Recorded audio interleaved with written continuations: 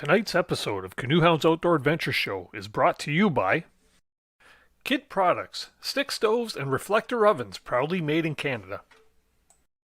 Algonquin Outfitters, with 5 key locations in and around Algonquin Park to serve your backcountry needs. Salis Marine, keeping you safe on the water since 1999.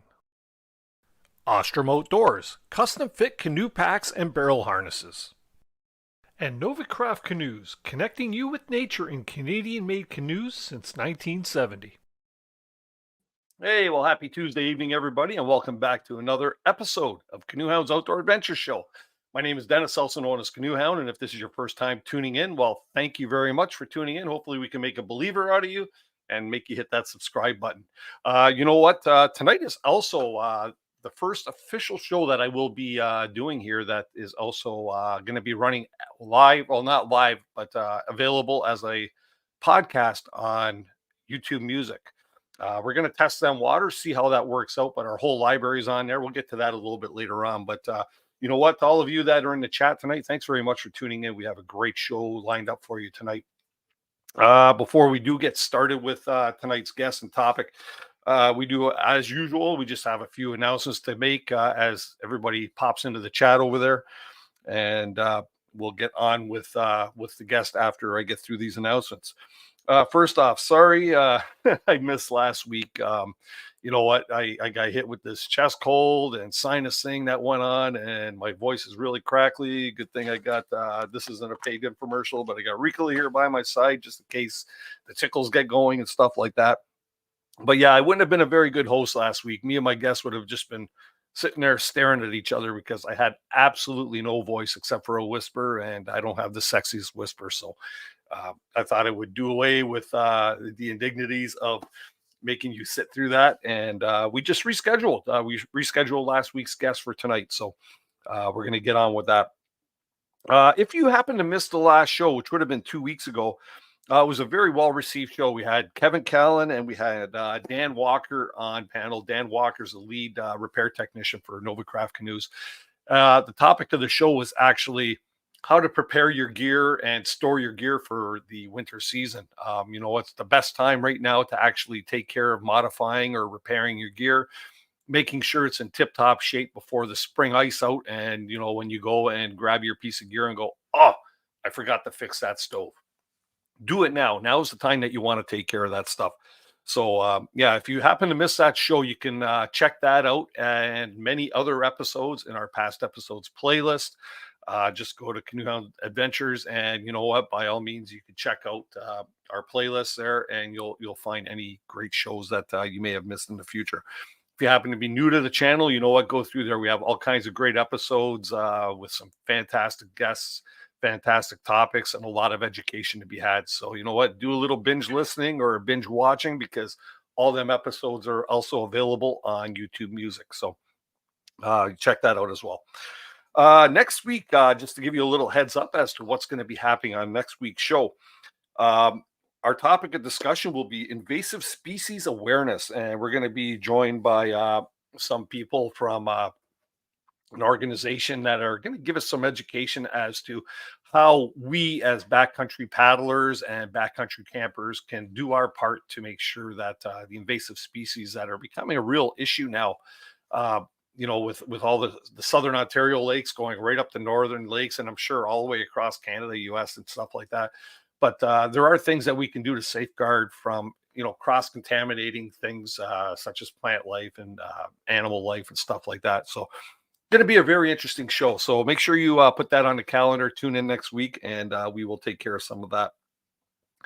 Canoehound's Outdoor Adventure Show and Canoehound Adventures reached a new milestone just yesterday, actually. We surpassed the 6,500 subscriber mark. And that's thanks due in part to all of you over there in the chat and many of my other subscribers. Thank you very much. They say subscribers don't make a good channel, or the number of subscribers. What makes a good channel are subscribers who actually view your content. And you know what? I take a look over there in the chat, and I see so many names in there that are in there every single week. To all of you, thank you very much, because you really do make this channel exactly what it is. You know what? A good Tuesday evening, and some good fellowship. So thank you very much for everybody that that attends the show, watches all my videos, and you know what, puts the word out there for Canoe Hounds Outdoor Adventure Show. It grows quite big when a lot of people say to their buddies, "Hey man, you got to watch this show on Tuesday nights on YouTube. It's a good evening.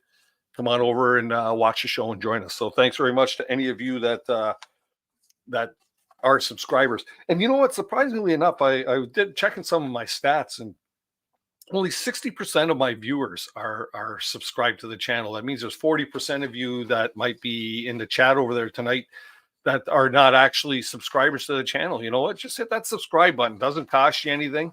And if anything, it's beneficial because you can set it up so you can get alerts as to when upcoming episodes will be aired. And you know what? It just makes the numbers grow. It really does. So, you know what? If you haven't already subscribed, please consider, and also please consider hitting that that thumbs up button if you're enjoying the. This is the time here where, as usual, there's that coffee thing there, where I am going to. No, wrong one here, Dennis. There we go. Channel members. You know what? All the people floating across the bottom of the screen are channel members, not subscribe. Well, they're subscribers as well, but channel members. They help support the channel. So thank you to all of you who are actually floating across the screen. We do have a few that are celebrating or have reached a milestone of 6 months as channel members, and that would be Beauty of the Backcountry, who are huge supporters of the channel. Cattell Hayek and Memorex 88. Thank you very much. If I mentioned your name there, your new channel membership stickers, which would be the little green ones, these guys here, which would go onto your membership decals that I have sent out to you earlier. You could get that. That'll be in the mail. It's actually already in the mail as of today. So, and if I haven't got your address, make sure you do drop me your address at canoehound@gmail.com. So thank you very much for that. If anybody does want to become a channel member, it's as easy as hitting that join button down somewhere down around here. Check it out, see what it has to offer. And you know what? It all just goes to helping to support this show, keeps us on air there, helping to pay for subscriptions to StreamYard and stuff like that. So, and if you really take a look back over the years of Canoe Hounds Outdoor Adventure Show, you'll see that the video quality has really gained.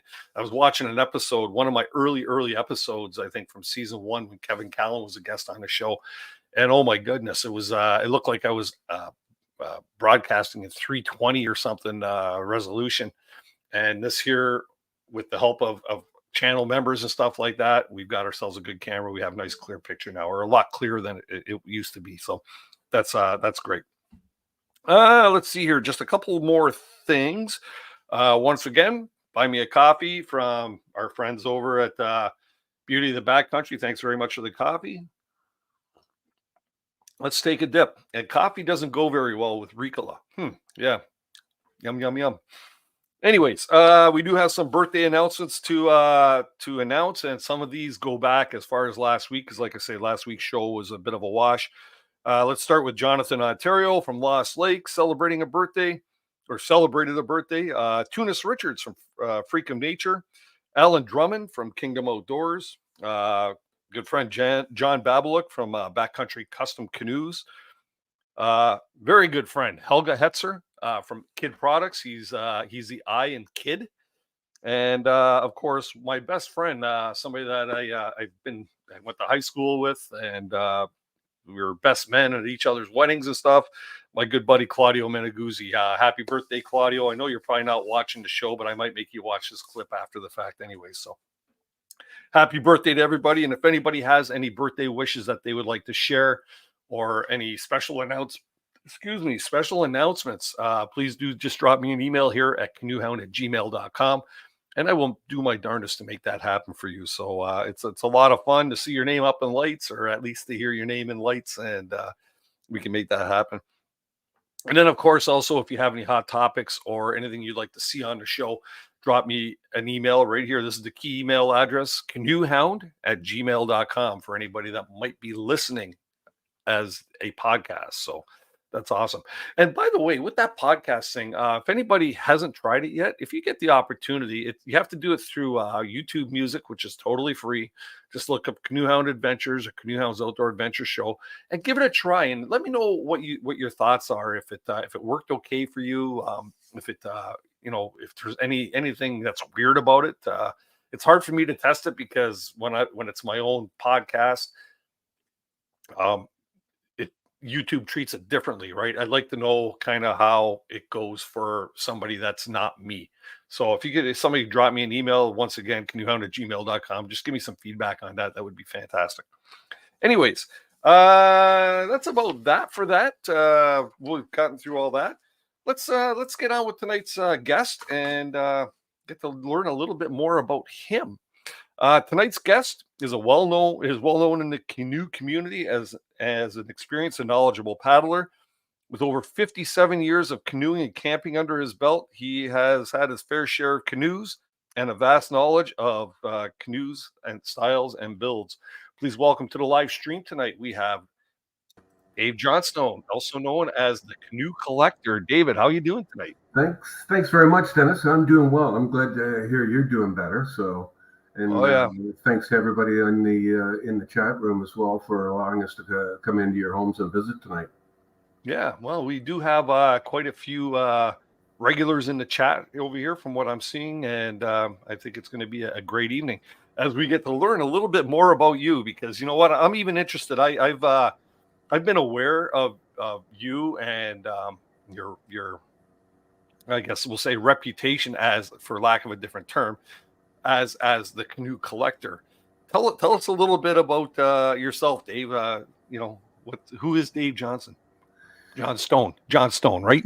Johnstone. Well, basically, tall, dark, and 2 to 3 in bed is where it starts off. But where I got involved was when I was as a kid, when I was 13.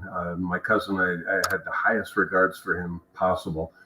And it was always stories about, oh yeah, we're going to the French River. We're going to the French River. And I was always, okay, well, have fun, as the truck left the driveway.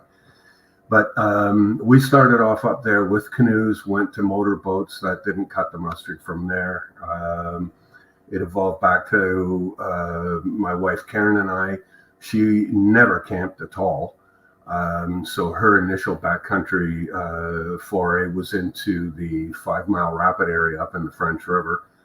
And now, being a registered old person, I'm doing a lot of solo but not alone camping, and it's still back at the French. But what happened, Karen and I picked up what we thought was an old chestnut, and we had it reskinned, a couple of boards replaced on it, and off we went to the French. Family came along, dog came along, all that's not fitting in a 16-footer. So I thought I would grab another canoe, start looking for it. And I did, found one, gorgeous, loved the wood in it, loved the color, red, they always go faster. Right. Yeah, right.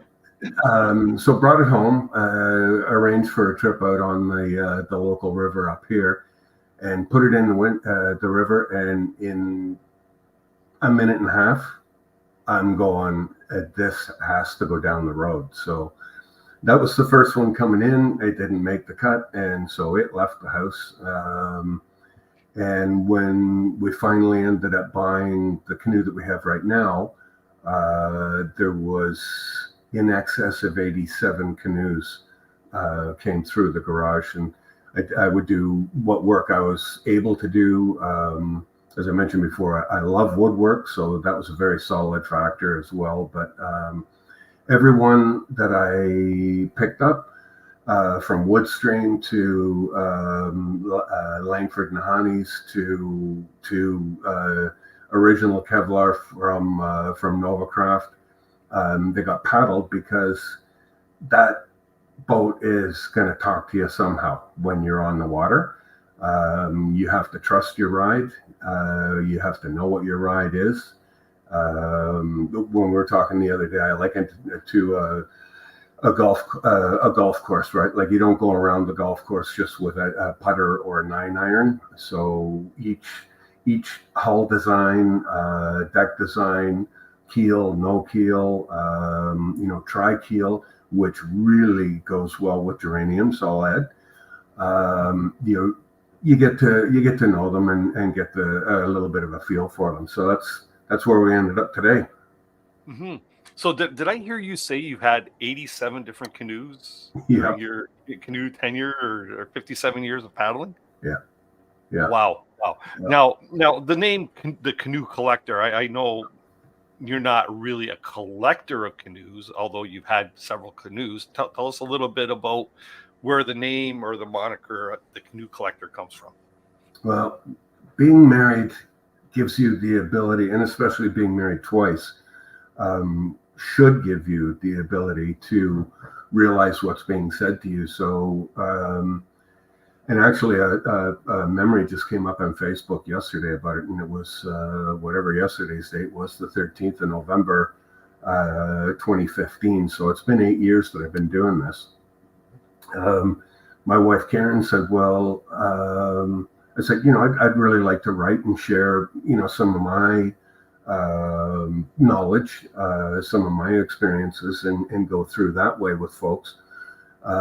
She says, "Well, what are you going to call yourself?" And I said, "I haven't got a clue. It's got to be something about canoes." So she said, "How many do you have?" And I responded by saying, "I'll be right back." So in through the garage, out to the backyard, checked the 2 cradles there, up in the rafters. Luckily, nothing in the truck. And there was 14 on the ground at that point. And she says, "Well, you talk about your collection." Boom. The Canoe Collector. Yeah. 14 at one time. My goodness. I've got 2. I had 3 at one time, just up until recently. But that's a lot. I look at guys like, Kevin Callan, and you see any shots of his backyard behind his shed. He's got like I think 8 or 9 canoes sitting back there. And you and I were chatting about that in the green room a little earlier about how each canoe has a personality, and you just mentioned it too, that you don't go around a golf course with just a 9-iron and a putter. You know what I mean? You have to have a full bag of clubs. So explain that. What does that mean when you say, you have to have a full arsenal of canoes? Well, and before I even touch that, I just want to acknowledge the fact I've never taken an orca course. I've never taken a Boreal River rescue course, which I regret. But this is a self-taught trip that I'm sharing with you folks. So take that in consideration as well. But a lot of it that people come up and especially with a retailer that I used to work with, and they'd say, "Well, what's going to be the best canoe for me?" And I haven't got a clue. Where are you going? What kind? How many are in the canoe? Is it a big lake, a small lake? Do you want river? Do you want fast moving water? Do you want to go crazy with white water? And so you really have to balance that out, and that's why I'm in the canoe I'm in right now. It's not perfect, I admit that. Very, very high decks to it, as per what the name is called. It's a 16-foot Prospector in blue steel from Novacraft. Mm-hmm. But with that boat, I can solo it with little trouble, not no trouble. But depending on the headwinds, if you're in that kind of a situation, what I'll do quite often is take a dry bag, fill it with water, zip it back up, throw it forward, and that'll give me my weight distribution up in the front. So you get your weather vane going off the tail, right? But that's it really depends on what you can afford, because people can go upside down in canoes very, very quickly. And I don't mean that literally, I mean financially. But buy something that you can afford, and don't buy one before you put it in the drink and take it out for a paddle. Get to feel it, like I said, with that. I won't name it, but with the first canoe that I bought to get initiated into this, I thought, bang, that's the one. But now subsequent to that, you can see the chine lines on it. It's right straight off the round, right to the gunnels. So there's no tumble home to it. You're fine to a point. After that, you're gone, and there's no saving it. So you you really have to have a look at it and talk to people that are knowledgeable about them. Yeah, you know what, Dave, I wouldn't be so gun shy as to not mention the brand, because I think really with the whole essence of this show is we never slam any products or anything like that, but you know No. what, it's educational, that a person, not everybody has the opportunity or the ability to jump in a canoe and take it for a test ride, right? Yeah. Because you go off, say, Kijiji or Marketplace or something, you buy a canoe on there, chances are they're not going to have a pond in their backyard or want to throw it on their roof to take you down to a canal or a river or a creek or a lake in your area. So, sometimes it's good for people to know, like, this particular type of canoe. Because I know I've been in some cedar on canvas canoes that you just sit in a thing, man. And I'm telling you, you just feel like you're constantly doing the hippie thing. You're trying to keep yourself on balance because, you got that. Yeah. It makes it feel like it wants to throw you over, right? Until you really get a feel for it. So, yeah, man, let's share this. The difference, having heard you say that, the difference in this first boat that I bought, it was awards out of Aurelia. I absolutely did not like the canoe. A friend of mine has now got 3 of them, and he loves the 3 of them. So different strokes, different folks. So, it's like what I need it to do for me. Now, keep in mind, at 7 years of age, your loose hips is something you read about. It's yeah, the hips aren't as loose as they used to be, right? No more Elvis, right? That's right. Oh, that's funny. That's funny. So, what was your first canoe then that you actually took ownership of? The first one I had was a Scott 16-foot Prospector, and factory. When they come out of the factory, they're 62 pounds. When I bought this, it was probably 82, 85 pounds, because the guy that I bought it from worked in a body shop, and Bondo and fiberglass sheets were not an issue at all. So, oh geez, oh god, the one whole side of it was just, but fun boat. And like Scott's, I don't know the quality now.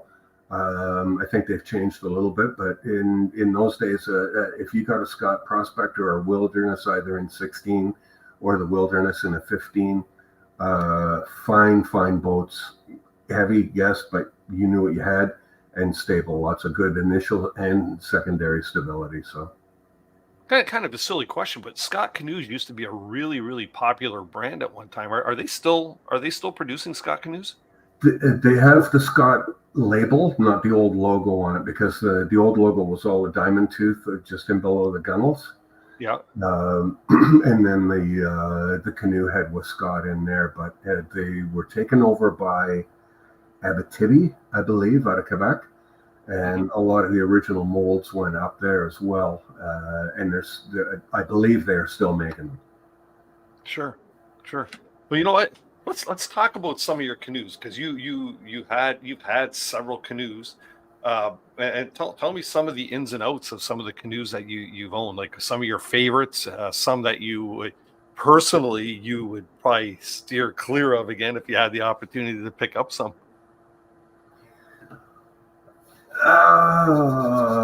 The one, I'll start off with an absolute defined regret.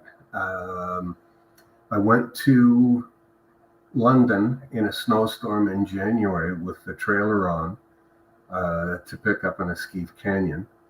And I got to London, and the gentleman that was there said, "Oh yeah, come on around. It's around the back, and it's right here." And I looked at it and I'm going, "Oh my good God." And all the wood was scored with dirt and what I thought was going to be rot on the way through.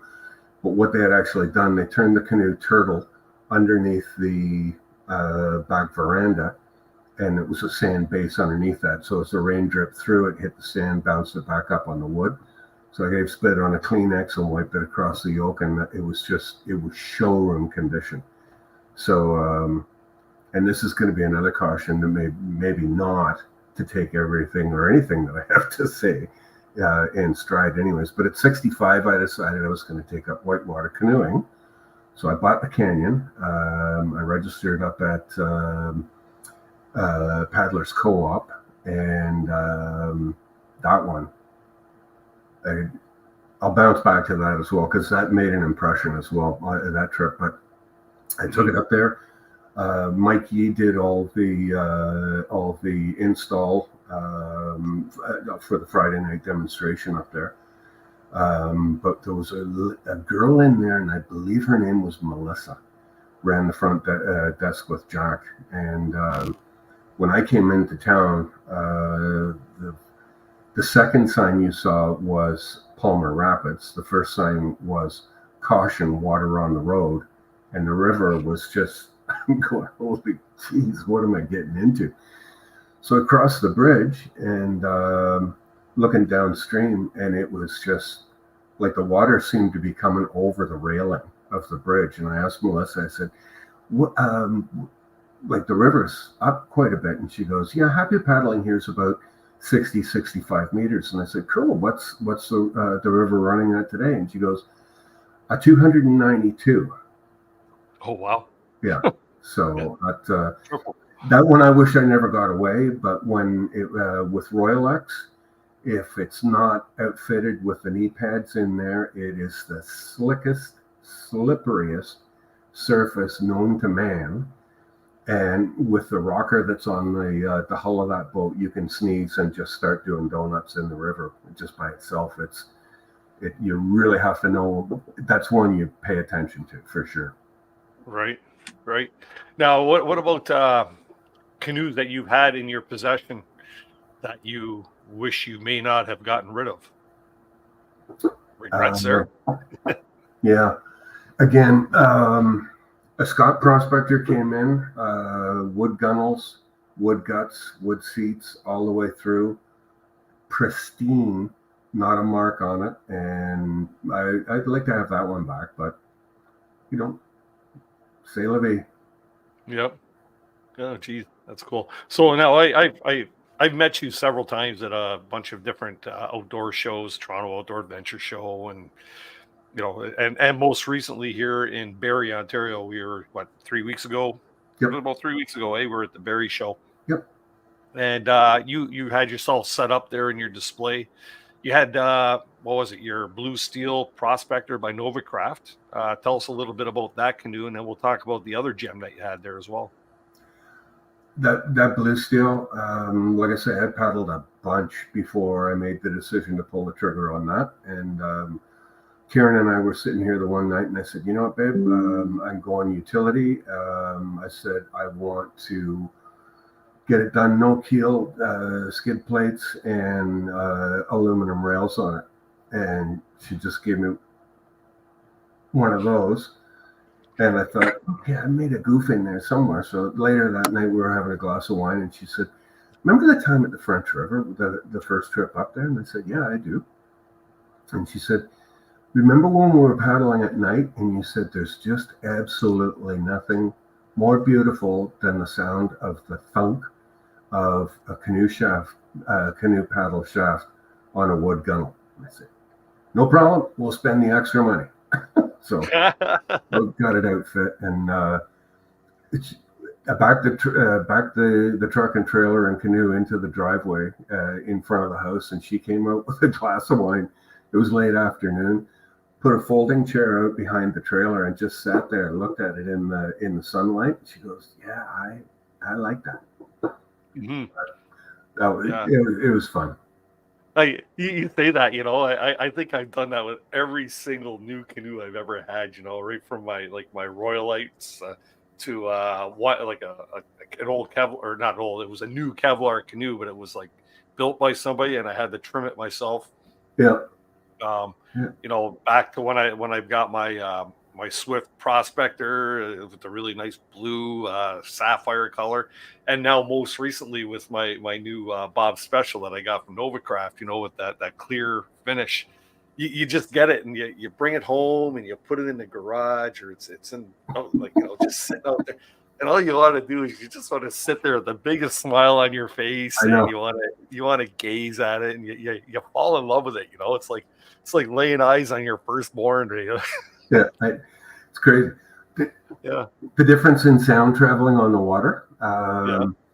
A buddy of mine are going into Gun Lake in through the river coming out of, can't think of it, Ran, I think it is. And we can hear the three canoes coming at us. They can't hear us because we were coming into the wind, right? Mhm. So one guy's looking, he says, what the hell is that? And so I gave her a little paddle stroke to bring her around the side so you could see the Nova craft. And you could actually hear the guy go, holy geez, that's a Nova craft. But beautiful boats, beautiful boats. Yeah, you know what? No, not only do they build a reliable boat, and I'm not just saying this because I've been paddling Novacraft for so many years, but because I've been paddling it for so many years, you know that they're durable boats. But some of these new finishes, they're aramid and they're blue steel, and even this new, it's not new material, but the new finish that they're putting out with the clear package, it turns the canoe into a really nice looking canoe. Like even Kevin Callan fell in love with it when he first seen it there when Chris showed it to him, and as did so many other people. And I bet you, I did a tour when I went to pick up my canoe at Novacraft. Did a video on it too, and I would say of all the canoes that they had in their shop, I'd say about 70% of them were this new clear finish. So everybody's jumping on the wagon of wanting this new thing because it's just really sharp looking. Like the composite materials are beautiful, right? And to hide it with a gel coat of the color, but red canoes do go faster. I agree with you on that. Yeah. Yeah, That's but cool. the first one, and that's what I was trying to, like, it's important to me. Like I said, I haven't got any schooling behind it. It's all been self-taught. And if I'm wrong, I'd be the first one to admit to it. But I think it's important, like from when I was in retail, you see people coming in and no disrespect, and yeah, fine, I'm profiling or whatever I'm doing. But I said, when this fur coat lady and long, gorgeous head of hair and high heels comes in and wants a -40 sleeping bag because her and her husband bought a tent at Canadian Tire for $89 and they're going backcountry camping and, for winter camping. And I thought, oh, geez. Step right up, we'll get your face put on a milk jug, right? But I find I think it's important to get some proper information so people can make an informed decision, Sure. Yeah. Now, at your display at that show too, you had another gem there. It was a red cedar on canvas, or canvas on cedar. That's the way to say it. Canvas on cedar canoe. What was that canoe? What's the significance to you? Like, obviously, you had it there for a reason. Yeah, again, to show the difference in layups, sizes, like for packing them for tripping, that kind of thing. And technology as well. But that canoe is the first one that Karen and I bought.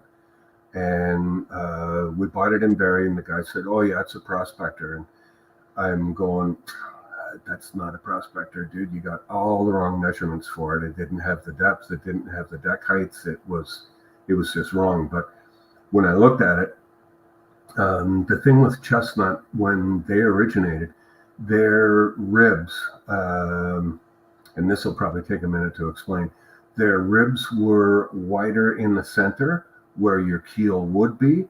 And then as they come out to where the gunnels come up, they taper. Okay. Yeah. Okay. Yeah. So on the floor of the canoe, they're going to be like 1 3/4 inches. At the top of the gunnel, they might be 3/4 of an inch wide.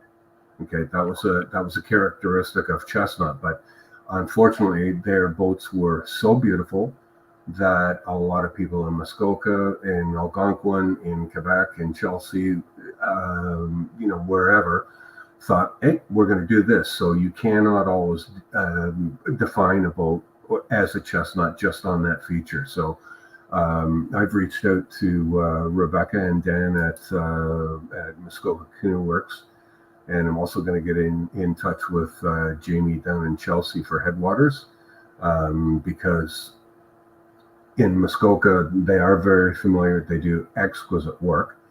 But Jamie and his crew, most of the majority of their boats are coming off of actual former molds from Chestnut, so you don't get any. All right. Yeah. Wow. So that canoe is actually a chestnut canoe then? I am thinking it is. I've been offered a chestnut decal for it, which I will not put on the boat until such time as somebody of better knowledge than I is able to say, yeah, that's definitely a chestnut. So you're not putting a toe tag on until the body's been identified, right? The ticket. Yeah. You have to back up closer to the gun on that one. Yeah. Geez. Okay. Very cool.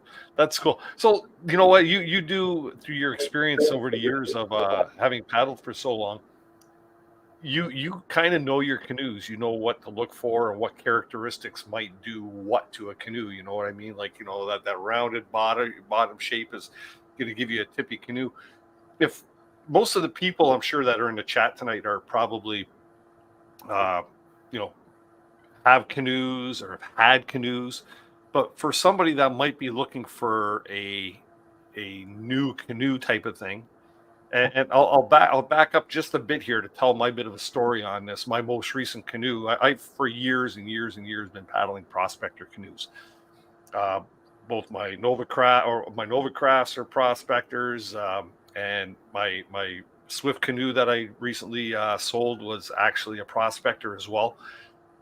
But I wanted to try something different, and I purchased I got a Novacraft Bob Special 15-footer for my solo paddling. And unlike what you said to try it out beforehand, I did not try it out and never realized how differently this canoe actually paddles based on the shape of the hull, right? Yeah. It's got more of a V to it. So it tracks nicely, but it doesn't turn on a dime like my prospector. So can we go over some stuff like that? What do different configurations of canoe mean to the performance of a canoe? Probably the best way to go up on that, and like with the prospector, if you're on an actual prospector, excuse me, you're gonna have they're gonna have 2.5-inch rocker fore and aft.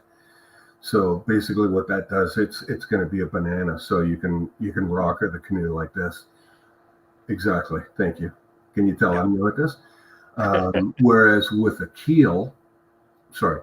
So with that prospector, if you need to get out of somewhere, or if you want to eddy out into, to further scope a rapid on your way down, you can do a draw stroke and you basically fire around, and that's with no keel on that boat, or a Canyon, or oh my god, absolute blank. I can't remember the other boat, but Starburst. With those boats, your bow and your stern are out of the water so far, so you're really only turning like on this section of the hull. Follow me? Yeah. Okay. So you're almost out of the water at that point. So it makes it very, very easy for a turn. Whereas if you have a keel on a boat, or 3 keels on a wide bottom boat, the 3 keel is going to be very, very stable, but you're pushing, that boat will have very, very limited rocker. So you're pushing the whole length of it as you're trying to turn, plus the 3 faces of those 3 keels that you're trying to turn. Okay, so there's a lot more water to push. The boat's not going to be anywhere near as responsive. So the 3 keel is great for the cottage, out in front of the cottage. The prospector, you can trip with it. You'll have like 1,000-pound payload to it on a 16. So it's people just need to be aware of that, and that's kind of if you were a salesman, I'd make sure that you qualified your client on that. Is that important to you? You know, like I can remember walking around trucks selling them. Well, it's got an inside hood latch. Is that important to you? You know, because you can do it from inside as opposed to going to the front of the truck and in through the grill. So it's just getting to know what your product is, and then marrying that to the best needs of what your customer is. Yeah, so basically a keel on a canoe is it's gonna be better for tracking as well too, right? Whether it's a single or a triple keel. Me, I would probably never consider. I shouldn't say that, because one of my first canoes that I ever owned, obviously, like the old fiberglass special was, and even my first aluminum I can't even remember what the make was, but it had an aluminum keel going down the center too, right? And yeah, harder to maneuver, harder to turn. So you have to ask yourself, I guess, if you're looking to buy another canoe, what's your purpose for it? Are you going to be tripping? Are you doing lake tripping? Are you going to be whitewater paddling? Are you going to be doing combination of both? You might want to stay away from a keel then, right? Yeah, exactly. Yeah. Yeah. What about like the bow and the stern of the canoe? I've seen, and I've never really, or I've always wondered about the canoes where the bow comes down. It's almost like a 90-degree. Have you ever seen them ones for the bow? What's like the performance on that? How is that going to perform versus the Prospector or something else that has a nice scoop cut to it? With the arch to it, I would love to go up to Highway 60 there to visit Gord Baker and take one of those 16-8 cruisers out. I think that's the one you're referring to, because the bow it looks like a battleship. Excuse me. And then the stern actually comes out and slopes back towards the operator. I know a guy that's got one, and he loves it. He said it's just an absolute rocket. Solo boat setup as a 16-8. He's a lot better paddler than I am. So I think that's where experience and capability, your own capability in the boat, is gonna measure to it. To me, with a curve on the bow, a little bit more forgiving as opposed to with that straight edge 90 to the keel line. You get a real smack if you got in the wrong spot with it. Yeah. Can you explain to people what tumble home is? You mentioned that earlier too, and the importance of tumble home. Yeah. Tumble home is where you take the sideline off of the canoe from the gunnels down around through the side of the arch to the keel.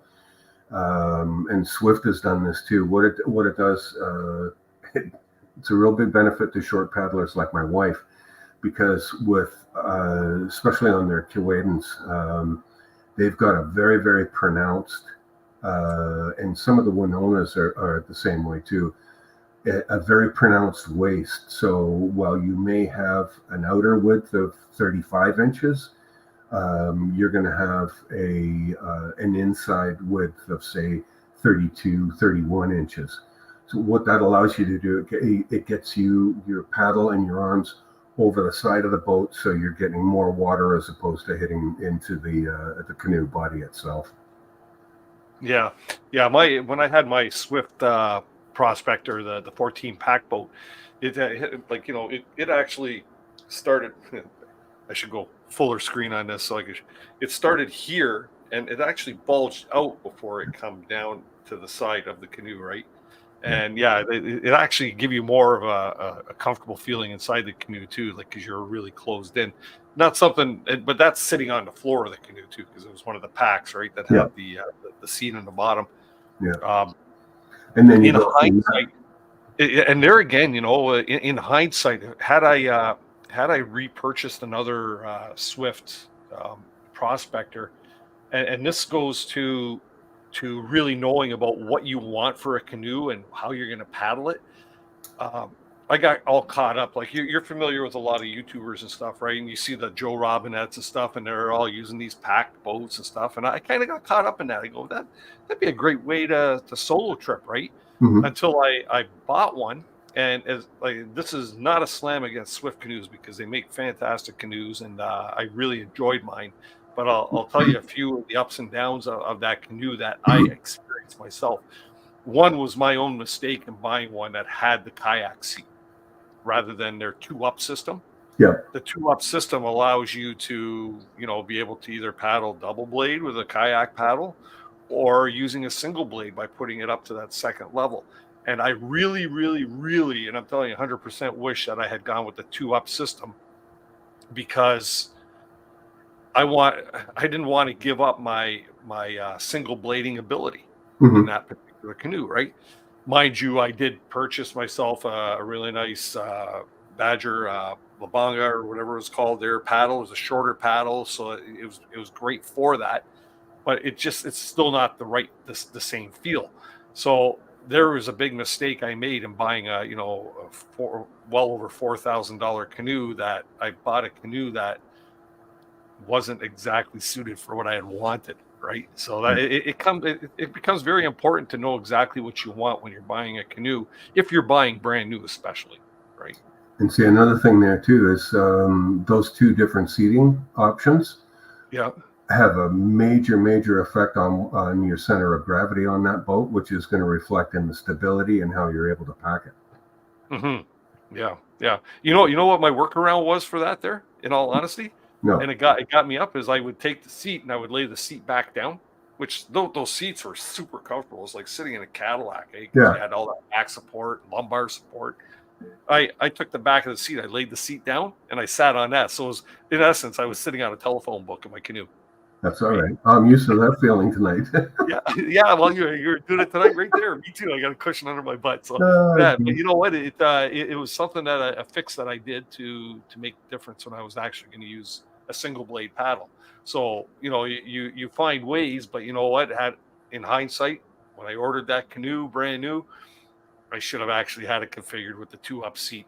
I thought I needed all that back support. And in my Prospector now and my Bob Special, I don't use a back support. I don't use a stadium seat in there or anything like that. Yeah. I'm more used to it without, you know what I mean? I still got a good back. I like to think anyways. Yeah. So I like to paddle that way. So yeah, you know what? I think anybody that might be paddling a canoe, it'd be a great idea to make yourself a list maybe. And, if you're buying brand new or something, but make yourself a list. Go to your preferred manufacturer and find out who the most who the most in tune with that product, like the salesperson that knows the most about them, so you can say, okay, this is what I want to do with it. Yeah. This is what I'm going to do with it. What canoe do I need? Right. Yeah, that's a good idea.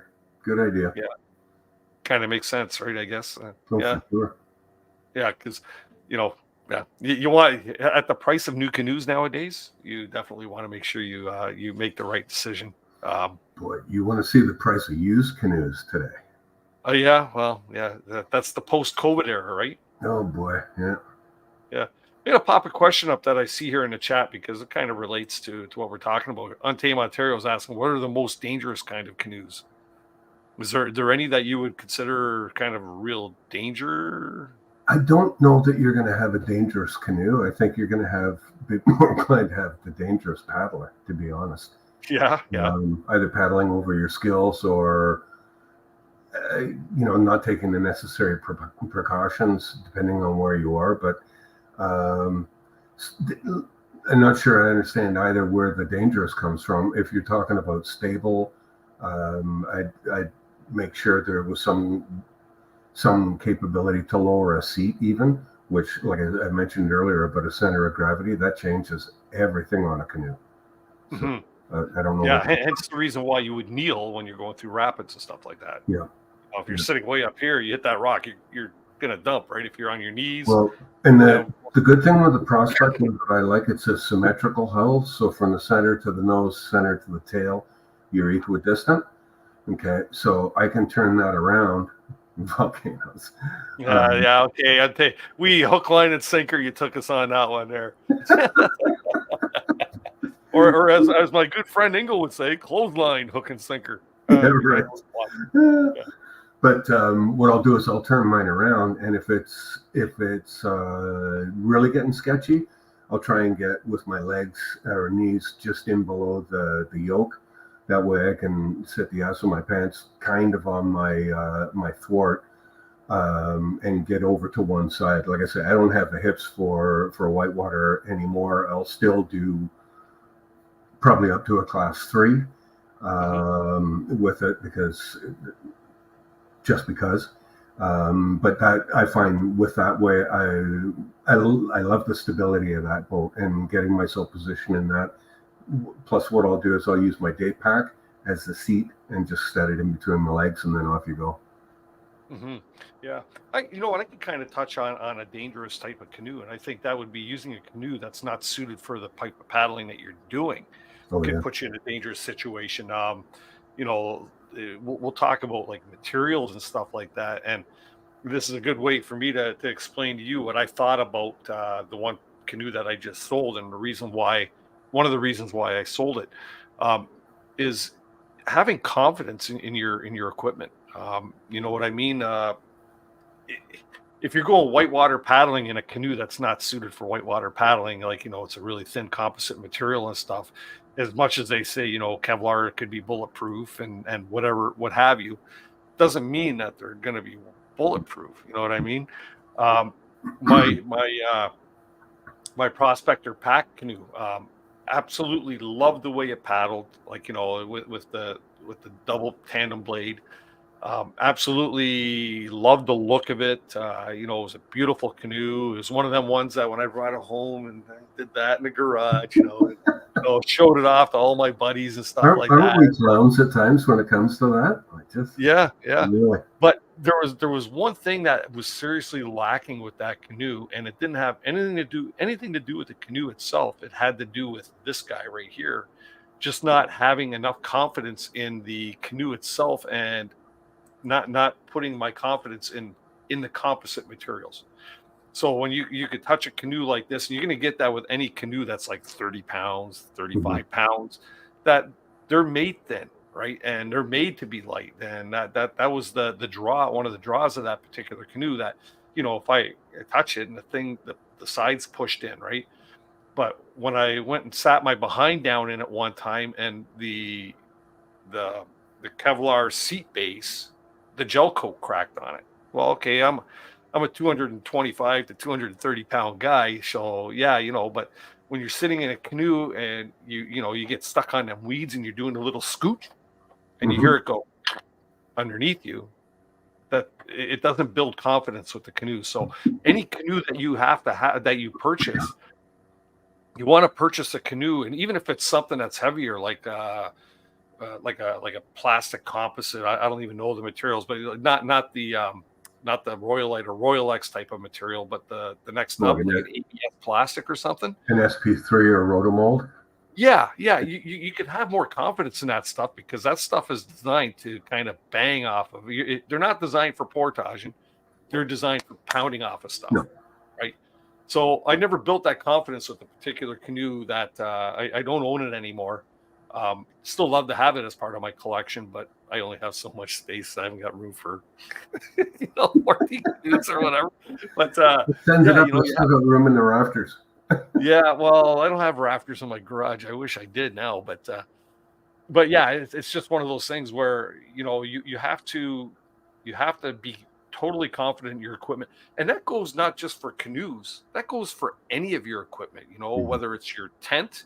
You have to go out there and say, like, know that if it rains and it gets like gusting winds and you got like 50, 60 kilometer an hour gusts, that thing's not going to blow away and leave you soaking wet in the middle of the night. You know what I mean? It means having a canoe pack that's not, when you go to pull it out of the canoe, the handle doesn't come out and the pack stays in the boat. You know what I mean? I've had that before. So it's all about building a rapport with any of your equipment to know that I'm going away for 3 days. I'm going away for 2 weeks. That equipment's coming home in operating condition the way it should have been. Right. Yeah. So, and that's the difference between your trip. You either make it or break it. And I'm glad you mentioned that, because it's I've got a ton of confidence. My wife was really, really afraid of me going out because of my age. One, you twist an ankle or something like that, your reflexes are just not there anymore. But the stuff I use, and actually you've pretty much hit it over there, but there's a tarp system and tent system from Hot Core Outdoor Products. And if you're giving consideration to equipment, which now is the season to do it, because you're bringing stuff in, am I going to pack it, replace it, repair it, whatever, have a look at these things. These wingman tarps are just smoking. I picked up a Mantis 1-man tent for a trip that I ended up folding on down the French River. But the fly as you set it up with there's our 8 o'clock warning. God, Okay. but in any event, it's like you don't need the tent. I can use the footprint and the fly on the pole system, and I'm completely covered. So if you get in inclement weather, you can ditch out to the shoreline and boom, you're set up in no time. Yeah, was that the tarp that you had set up behind your display? Yeah, sure was. Very cool piece. Very cool piece. Yeah, and that's made by T-Formex.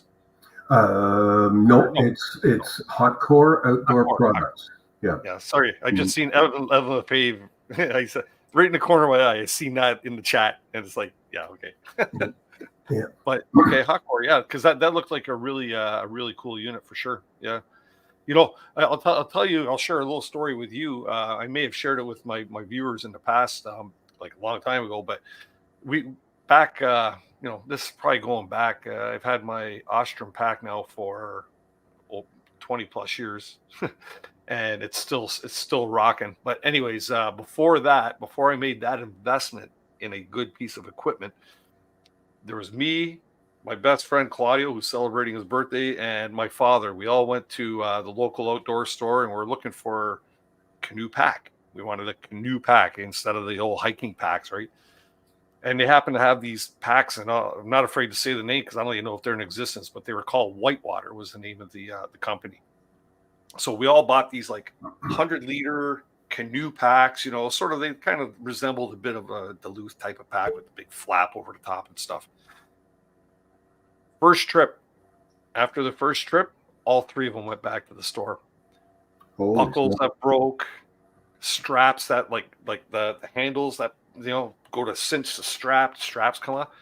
They were for like $130, $140 pack at the time. Like this is over 20 years ago. Mm-hmm. They were the cheapest pieces of crap that I have ever used, right? And I said, okay, well, I went back and I'm going to take that money and I'm going to buy something. And I went to, at the time, it was at the, I think it was called the, oh my goodness, it was a canoe show that was in Ajax, Ontario. And I went there and I purchased two of my most favorite pieces of gear. One, I bought an OSTROM pack from Bill OSTROM himself, right? Fitted you, got the stuff. Mm-hmm. I've had that pack for over 20 years. Never, ever, touch wood, have never, ever popped a stitch on it. And I pack heavy. My buddies call my pack Big Red. And I told that story to Bill OSTROM there when he became a sponsor or supporter of the channel this year. And that pack is like never say die. And everybody that has an OSTROM pack says that, right? The other one was I never bought it at that show, but I bought it shortly after that show, and that was my Hennessy hammock, because I met what's his name, Hennessy, the owner there. I can't remember his first name, but I bought my Hennessy hammock, and there again, I've been using that same hammock for my camping and my sleeping for several years now, and never ever had a problem with it, right? So yeah, it comes down to being able to rely on your equipment and be confident with it. So yep, bingo. Yeah, for sure. Well, you know what? Let's take a quick little commercial break. Give everybody a chance to refuel or dump the tanks, and we'll pop right back in here with Dave Johnson for the second half of the show. And if anybody wants to join us, I will throw the link into the chat. We'll see you in a moment there, Dave. Alrighty. There's nothing like being out there. For over 50 years, we've been connecting people with nature by building classic Canadian canoe designs using the best materials available. We built a reputation on durable, dependable canoes that allow you to focus on what's important, whether that's unplugging in remote wilderness, spending quality time with your favorite people, or nailing the perfect line. Visit novacraft.com to find the perfect canoe for you and locate your nearest authorized dealer. Tonight's episode of Canoehounds Outdoor Adventure Show is brought to you by Kid Products, stick stoves and reflector ovens proudly made in Canada. Algonquin Outfitters, with 5 key locations in and around Algonquin Park to serve your backcountry needs. Salis Marine, keeping you safe on the water since 1999. OSTROM Outdoors, custom fit canoe packs and barrel harnesses. And Novacraft Canoes, connecting you with nature in Canadian-made canoes since 1970. And welcome back to the second half of Canoe Hounds Outdoor Adventure Show tonight, featuring Dave Johnson, the canoe collector. Hopefully, everybody's having a good time tonight and learning a little bit. You know what? It's always good to have these shows where we just, chat back and forth and learn from each other, because this guy is actually a wealth of information. Let's bring Dave back into the panel here. How you doing again, Dave? We're doing well, thanks, Dennis. And I really appreciate that. When I was watching the opening reels roll, and I thought, holy smokes, like a very humbling experience to be brought on tonight. So I thank you very much. Oh, hey, thank you very much. Awesome to. I've been saying for like the last 3 or 4 years now, because I keep running into you, like I said, at outdoor shows and stuff like that. I've had many people say, you know what, you got to have the canoe collector on. You got to have the canoe collector on, and then through our little chats here and there, and then really getting to connect with you here at the Berry Show was actually a great thing. So, yeah, good stuff. I'm going to throw the link into the chat here right now, if I can find that there, and this here, because I'm sure there's people in the chat that you're familiar with, possibly, and that may be familiar with you, and maybe they'd like to come up and pick your brain or share a story or an adventure, and we'll get into talking a little bit about some of your passion of paddling on the French River. Sure. Let's see here. If I think that's, there we go. Here's the link, everybody. If anybody wants to pop on panel to say hi to Dave and myself, feel free to join us here for a few minutes. It'd be great to have you up. So your presentation was on, was it not on the French River that you did at the show? Yeah, it's I've been the guy that always gravitates back to the French, right? For whatever reason, and I know what my reason is, but as I said, when I was a kid, my cousin got me involved in it. I got up, saw the beauty of it. Just incredible. And some of the people up there as well. We spoke with guides that worked out of Wolseley Lodge and in a Pine Cove as well. Learned an awful lot from them, but wanted to share that. And I think that's the key point. It's with regards to sharing information or sharing experiences. So when my wife Karen and I got together, she had heard all the stories we visited with Tom and Deb, and I definitely want to go up there. So we took her up, and actually the first time we went up with another couple, friends of Karen's originally, and just had a riot. So now, having said about sharing, the last time was when I guess it was about 63, 65, and went up there, but I took other guys with us to share that section of the river again, and that finished off in 21, where we had 4 guys, 4 canoes, 4 tents, 4 days. Went in at Wolseley Bay and shot down to Highway 69, and I mean, the Voyageurs did from Nipissing to the outlet in a day. That's 110K. So our 4-day trip was really nothing to write home about. But so what had happened is 2 of the guys out of the 4 had never been on the French. Myself and Steve had both been to one spot, and we were actually further than where he had been before. None of us had gone right through to Highway 69, so it was pretty cool. Mm-hmm. Cool. So what is the huge allure to you of the French? What's the magical part that keeps you wanting to go back there? Because I'll be honest with you, and I think I mentioned this about 2 weeks or 3 weeks ago on the show. I've never paddled the French, and I think I mentioned that to you at the show when we were chatting too. That not because I've been avoiding it, but I've never really had that opportunity, and the more I see about it, the more I want to paddle it. So maybe I'll be a solo paddler with you one day. Yeah, I'd welcome you in a heartbeat. I've always had that. Yeah, I'd really like to try a Great Northern River, and but at the same time, I met Brad Jennings, I met Jim. So tell you what, guys, you're more than welcome to take the Bears and all those Class 5s and all the rest of the nonsense. But it's not nonsense. I didn't mean it that way. But I don't know. I guess the allure up there, what hauls me back all the time is my cousin. As I say, it was always, well, we're going. I couldn't go, but because of my size, I was always a fairly big guy anyway. So it was as I say, 13 when I went up there, but just so many different memories. Like it's an area that you can have fun, you can swim, you can party, do whatever you want, or you can walk 10 feet, 20 feet, and alone. You're just, a lot of people say, oh, it's God's country. And, what's the definition, your definition of God's country? And I think the 5 Mile Rapid area at the French would be mine. Yeah, you know what?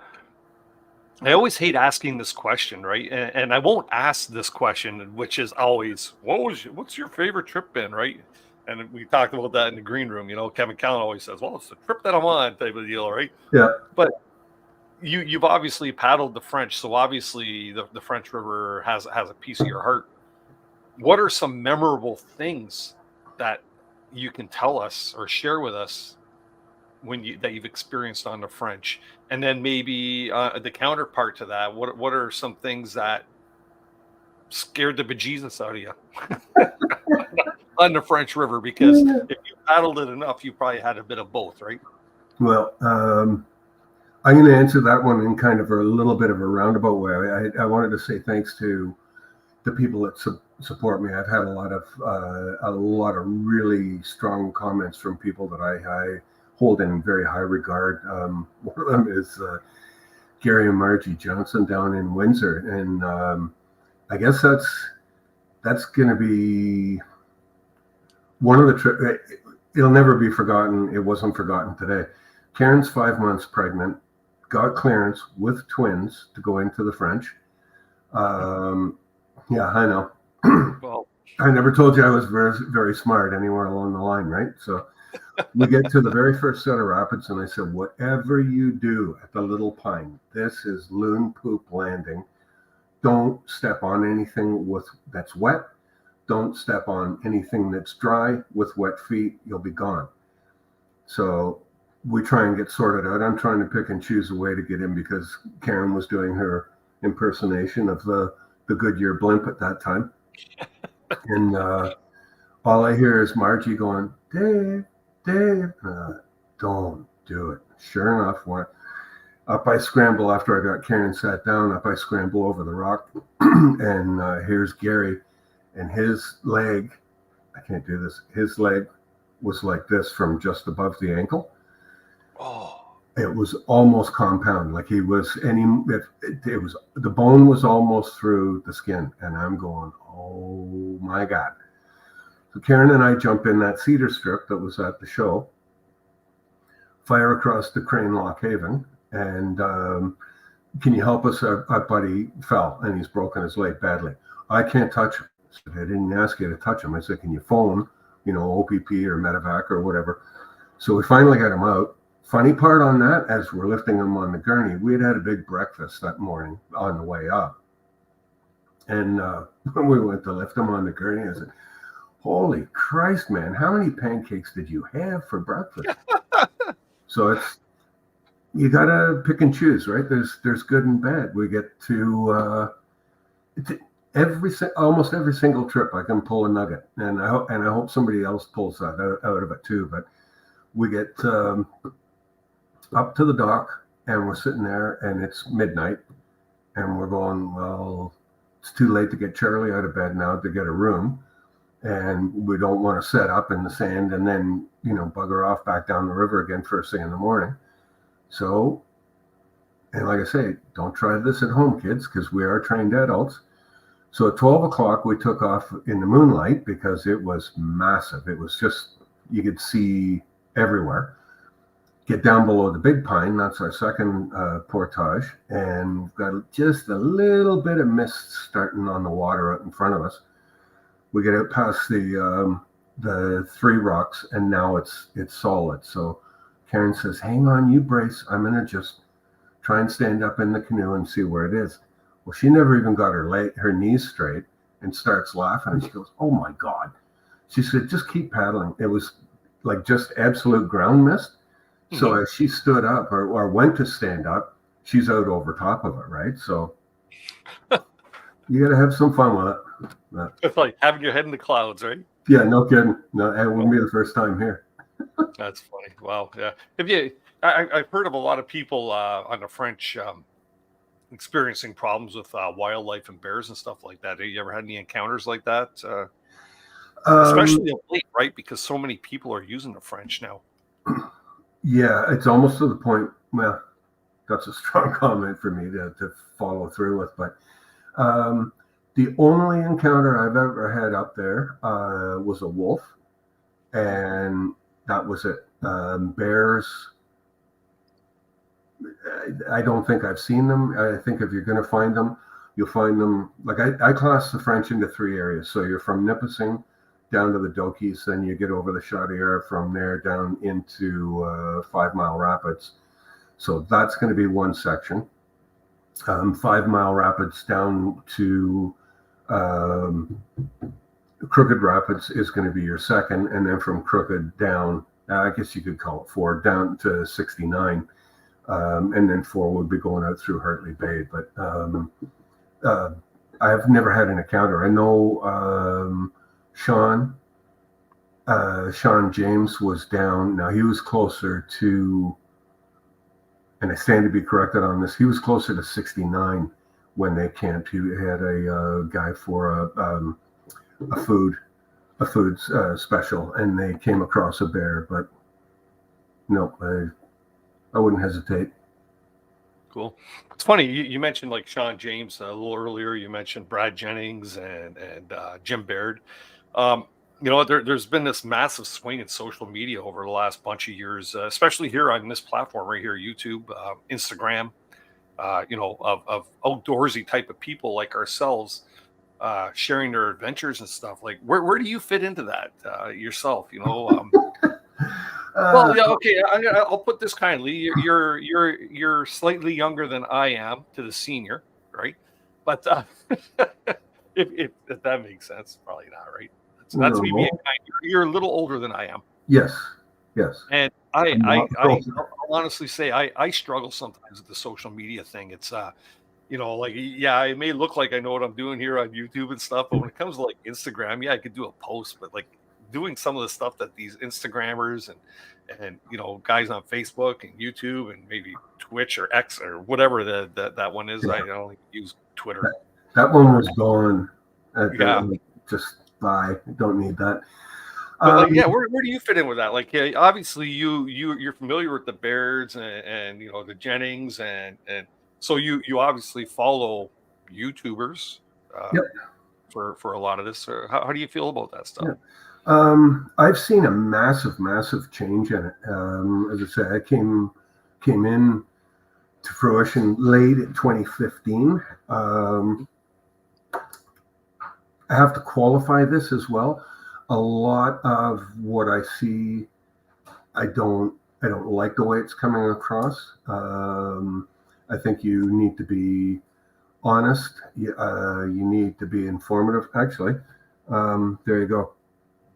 Kevin Callan was noted for a nomination for the Premier's Award. Educational and informative radio and TV spots. Okay. Why would you do it just strictly for numbers? Why would you not try and pass on information so people are able to take a better reference towards the land that they're visiting to start off with? Do it right. Try for once packing out more than what you pack in. And forget the numbers, because if you do it good, if you do it well, I just said that. If you do it well, people are going to follow you to start off with. So I think that may have came across a little harsh, but I don't see, like, to paddle solo in a canoe on a multi-day trip without wearing a PFD. And the argument is, well, it was hot that day. Well, what my argument is when you fall out of the canoe and you bang your head on the shoreline, you're still dead. Yeah. So what was your next point? Oh, sorry, you don't have another point. You're dead. So it doesn't take that. We've talked about that so many times on this show about, influencer accountability. Yeah. You look at somebody like Camper Christina. She's a diehard advocate. She won an award for her advocacy of, like, promoting wearing of PFDs while you're on trip and stuff like that. And she's never been afraid to call somebody out in a video saying, I'm not being that person, but you do have an obligation. If you're showing it on YouTube or Instagram, you have that obligation to share safety. You look at a guy like in the chat over there, Evan Lefebvre. He's another diehard advocate of safety. Being properly equipped for your tripping ability to be safe out there, because so many people have just started getting into what we enjoy or have been enjoying for many years. And the thing of it is that if they go onto YouTube and they see people being, and I'll call it, for lack of a different term, negligent when it comes to not wearing a PFD, to taking unnecessary risk and sharing it with people, if they're doing unnecessary risks, and not saying that what certain YouTubers are doing are unnecessary risks, because a guy shooting maybe class 3-4 rapids is obviously doing it because he knows what he's doing. You know what I mean? But for somebody that doesn't have that ability to jump in and go shoot a class 3-4 rapids just to see if they can make it through, they're getting that wrong impression out there, and they're educating people the wrong way. So to be an advocate, I'm with you on that, to say, you know what, you go in, carry out more than you carried in out. Like, if you go in, carry out more than you carried in, if you have to, but we shouldn't have to. And one thing too, and I'll just back this up to show. Yeah, I don't need to show anything. I'm who I am, anyways. But I used to work for MEC, okay, and I was, oddly enough, in their water sports department, because I knew how to fit a pack, I knew how to measure a paddle, I knew what the boats would do. They had a line of PFDs called Fulcrum. And there was three of them: a whitewater, a guide, and a base, in a vibrant mango, orange mango, in a lime green that was, we did a group trip up into Temagami to Wolf Lake. My wife's PFD and our daughter's PFD were in the lime green. They stood out. You couldn't even decide what the canoe was or how far away they were. But that PFD stood out. Okay, so in somebody's wisdom, MEC came out with a charcoal gray color. Now you can ask, Opiongo does not have a real good reputation for being a mild or passive lake. And I asked the guy, I said, and I don't remember the position, I know he was a VP or possibly higher. And I asked him, I said, you put that in dark water in November when you've got that silvery chop and you've got a silver jacket and somebody's life depends on it? I said, like, just bad business. And I said, I won't even measure that jacket. I don't agree with that. I won't measure it. Well, and I said, so guess what? I used to work for them. I used to work for, I got one of those charcoal gray. It's a Salis Marine wear jacket or PFD. When I bought it, I wanted the red one, but they didn't have the red ones in stock when I bought it at sale in Burlington. Yeah. But I've since purchased the exact same one, or got the exact same one in red now. It's the Ungava.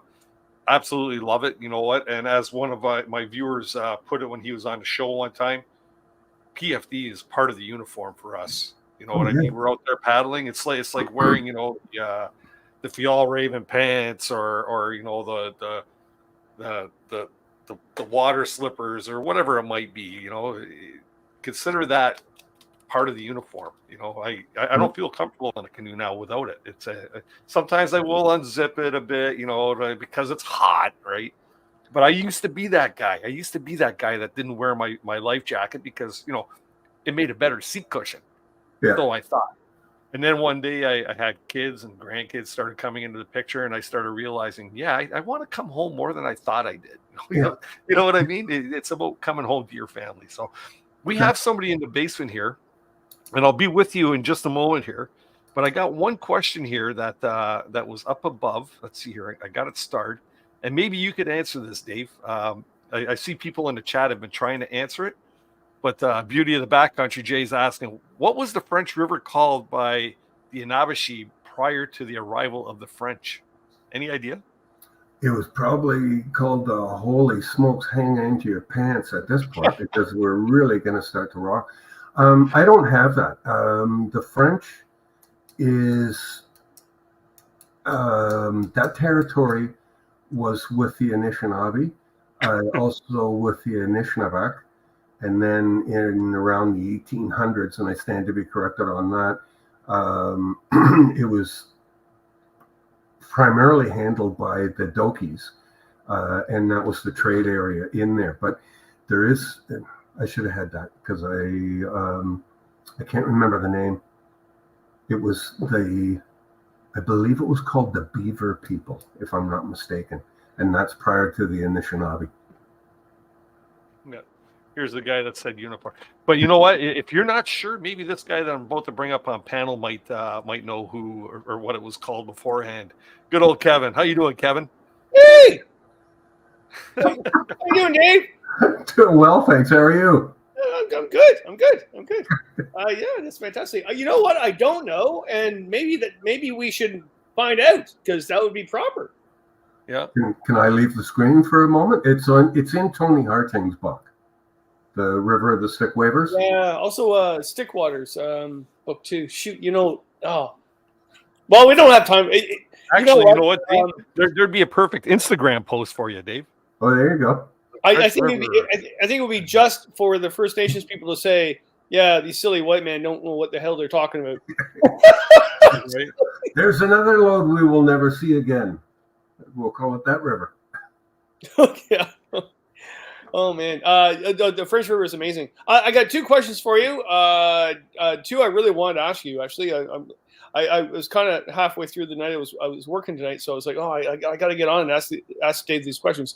So actually, today I was volunteering to speak at the Seniors Nature Group in Peterborough, and I gave a presentation, and I started talking about Sigurd Olson's quote about how campsites are the what's it called? Anyway, you'll forget the portages, you'll forget the bugs, you'll forget this whatever, but you'll never forget the campsite you stayed at. So what was your favorite campsite you've ever stayed at of all your time tripping? I've always said I'd never tell you, but it's I think it's under number 414. So what you're going to do as you come down through the rapid system, you'll go through the double rapids. I know exactly that campsite. Like that's how messed up my head is. I actually know Across the river from Owl Point, and it's high on the water. Yeah. That's an amazing site. Because on the island is where the osprey has his nest, and if you're looking, so now I've got the ladder on my left, and I'm looking upriver to the Blue Chute. Across on the right-hand shoreline, then is going to be where the guide used to go, and they do a shore lunch. And now this is going back to when John Powers wrote for Ontario Out of Doors. And he would take the fish carcass and boom out like that, and the osprey would just come down and it would boom. So that's my favorite. That's cool. Okay, so a canoe design question. I get asked a lot, and I answered it. I wonder if I'm answering it properly. So, for example, my neighbor, she had a 3-keeled canoe, Quarthas. I think it was original a Pulaski boat back in the day. I would call it a cottage canoe. That's what I would call them. And she was going to sell it for $4,000, and I said, "You might get 600," and she got it for 300, right? And she said to me, "So what do you mean it's a 3-keel canoe?" I went, "Well, canoes nowadays don't really need a keel." And she goes, "Oh, yes, they do. You need a keel in a canoe." I went, I beg to differ on that. So can you explain more in detail that I could ever do of that? Like the old days of a fiberglass canoe with 3 keels, and now we don't even have a keel. Yeah, that's a good one. I think probably the other way would be, I know with an Eskeef Canyon, that's definitely a whitewater boat. So you're not going to be doing a lot of river or cross lake traffic with it. So the keel, the drawback from not having a keel is going to be two strong paddlers. Okay. Because David Lee and myself got in my Eskeef Canyon, and it was just like this. So I wasn't matched to David Lee. Exceptionally strong paddler. I like seeing where I'm going or what I'm going past, so I don't need to get there quick. But I think that's a lot to do with it. Is like they've even gone to a half shoe now, or not now, but previously. So instead of like my almost chestnut has got almost 3/4 of an inch keel on it, a wood strip blended right in. The 3 keel was a stability factor because they were a big fat boat. They were like 36, 38 inches across on the water line and stable. So you could get the kids rocking on them or get your feet on the gunnels to galump. So that would be my answer. I mean, yeah, I think back in the day that they thought that 3 keels kept them more stable and kept it going straight, but at the same time kept it pretty slow. But nowadays, the canoe itself, especially an asymmetrical canoe, is basically one long keel. Yeah. Like you don't need that. Yeah. But it's so funny. I still, because I live in cottage country, they still say, well, if it doesn't have 3 keels, it's not a canoe, Kevin. I went, all right, I've got 12 canoes in my backyard, and you've got one. Good luck. Yeah, no kidding. No, it's we laugh at. What did I say earlier on in the show? If it's got 3 keels, it'll probably look good with geraniums. Well, also I met some guys the other day by me, and they had a sports style canoe, and I went, oh my Lord, they still exist, and they were so proud of that canoe. Like I got to say, like. I'm thinking you have no clue like how we've progressed from sports canoes. Oh, yeah. But listening to them, they were so happy that they actually got this thing on sale that and they're anglers, right? So they were stable. They weren't in a rush. They're just being 2 stable. Guys in a 12-footer with a 2-horse on it. They did. They had a small motor in the back. Yeah. And they were making fun of me, saying, "Well, we can beat you." I went, "Okay, good luck." I was like, "Okay." Yeah. They're good guys. Actually, it was good to meet them. To be quite honest. The one funny thing I thought too is, you know what? When I've just went through the process of getting my Bob Special, you can actually have the option with it, like when you're ordering a canoe from Novacraft, you can order them with a keel now, like, or not now, but probably all along. But they do still sell them with keels, right? What? I know, including I think the Prospector, really, which yeah. If you go on their website, and if you're building a boat, check it out, because you do have option with some of their canoes for actually having a keel. I'm pretty sure the SP3 is available and the fiberglass is available with the keel on the Prospector. Right. Okay. Okay. Dave, I got one more question for you. Sorry, I only said 2 questions, but I got a third one that just popped out of my head. I go off in tangent way too much about the double blade, single blade, and I do it as a joke. The running joke is like if a double blader is a canoeist that doesn't know how to paddle, and I do it as a joke because I don't mind people double blading. I get the whole thing, but you're my vintage. You're around my age, and you were also talking previously about the changes of YouTube and everything else, whatever. So what's your statement of what's going on? Is that a negative or positive or middle ground of what's going on with all the YouTube double layers? I don't think it's mid-ground for sure. Whether it's positive or a drawback is up to the individual. I think with canoeing, it's an art form to me.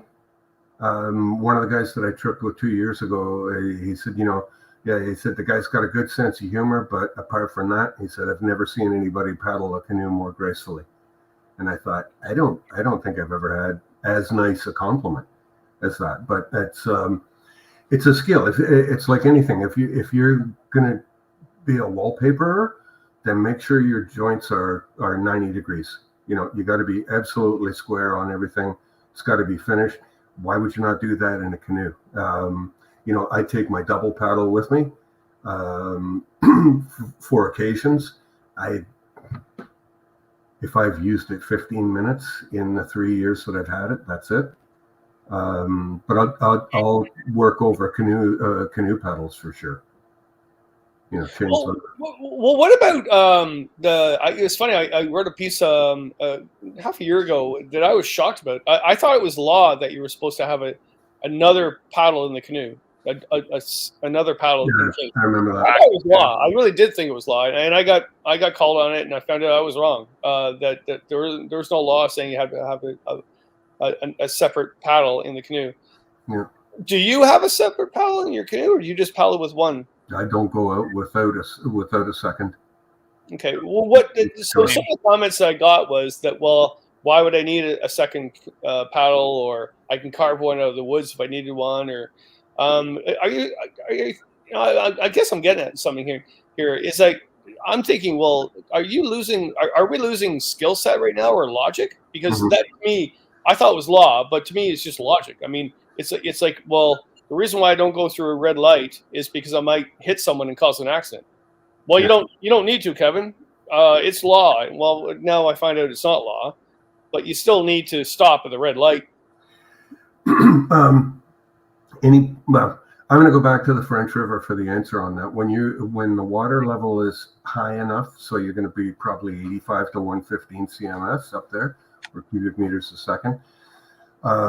If you're pointing and you're doing lily dip with one hand and you're pointing over to that shore and you get caught in a boil like that, that canoe paddle is gone.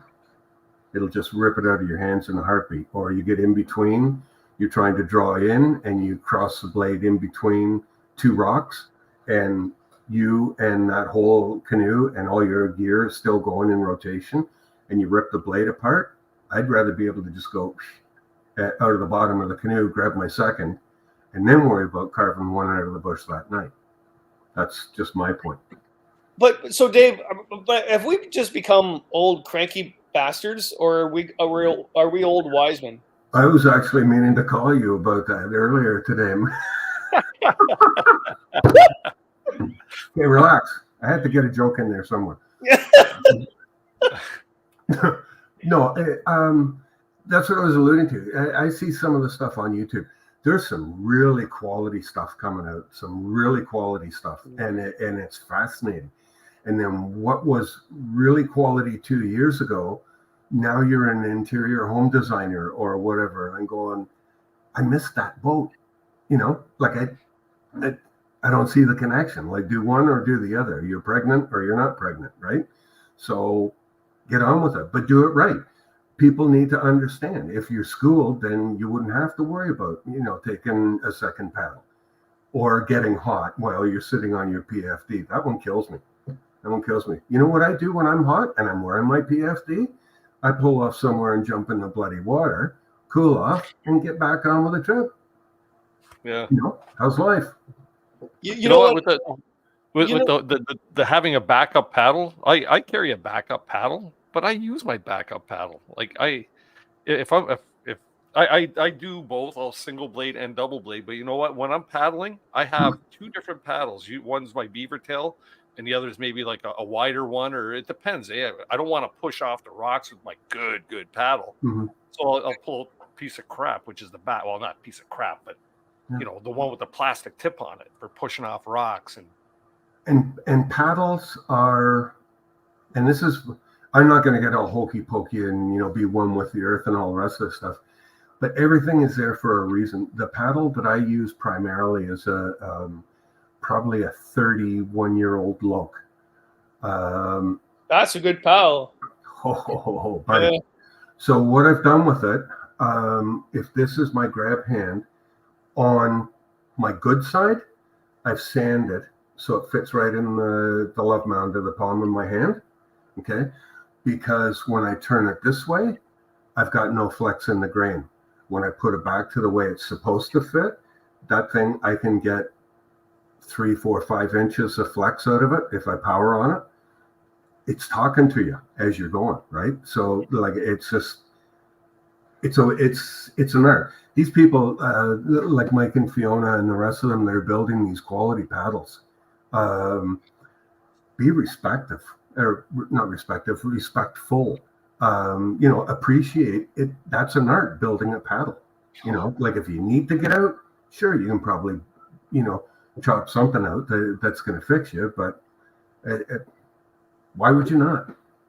We have to give a thumbs up to Badger paddles, because I'll tell you, my Badger paddles, my first summer paddling with them, and I've always used like gray owls and stuff like that, and nice ones too, right? And other canoe or other paddles too, like Hunter and Harris paddles and stuff. But these Badger paddles, man, they feel like silk in your hand, and I'll tell you, they're responsive. But I'm the same.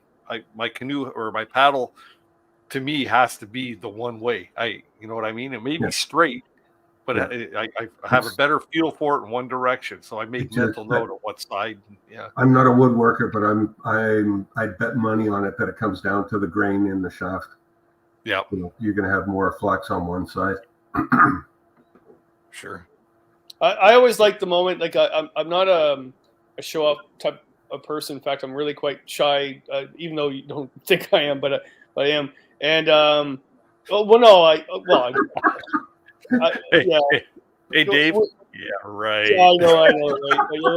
But I'm not an arrogant asshole. So I was on a trip last year where I was with someone paddling, and I goofed up. I was doing some stupid things, and my buddies were there, and they're laughing. Like typical Kevin, he's just a friggin' idiot. Like a disaster waiting to happen all around him. And then I started paddling because Tim wanted to get some photos of this canoe I was in. And the one guy that was with me, I didn't know later, but he looked at Tim and he goes, "Geez, Kevin knows how to paddle." And that was such an honor to me for someone to say that, because it's a grace, it's a skill that I self-taught myself watching Bill Mason films, whatever. But it's the ability to actually use a single blade to move that canoe in a like a ballet. Yep. Right, and it's not pushing. If I was on a trip far north in lake and I had to go across that lake as quick as possible, yes, I'll use a double blade. But if I'm going on a wilderness trip, I'm not in a hurry, and I just use that skill set of just lily dipping that blade in the water, and it's just absolute bliss to me. Yeah. And I think that people need that more now. They don't need to push themselves across the lake as far as possible to get their film clip. No, and if you need to, you plan the trip out wrong. Kevin, do you own a double blade? Yeah. Honestly, yeah. Okay. Yeah, I do. Yeah. No, it's not a stupid idea. I'm not saying. No. I know. I'm just asking. Like, hey, because do I own the devil? Yes, I do. I own the devil. I own the devil. But I have the angel over my shoulder at the same time. There you go. There you go. Hi, Christine. Also, Kevin, congratulations on your nomination there. Yeah, I know. I'm not going to win, but I wish my father was alive to see that, to be quite honest. I was the worst student in the world. Maybe that's why I like teaching the students I teach, because they're the worst students too. But it was Sioux College. It was kind of cool to actually win an award for making a change in the world. Holy crap. And to go to college, because I was a drummer in a band, and my father said, well, you need to do some other thing, and he pushed me to get an education. So I went to go to forestry at Sioux College, just because he said, well, you need a backup plan. And sure enough, I need a backup plan because I was a terrible drummer. And I wish he was here to see that. And to see the other nominees, I didn't know. Here's the thing that you guys would laugh at. I didn't really know anything about it. I'm a very busy person, and I'm really like swirl. And someone nominated, I went, yeah, whatever. And then Christine goes, no, you have to read these things you need to wear a really good suit. Like you're not even allowed at the ceremony unless you're like wearing. You don't have a good suit.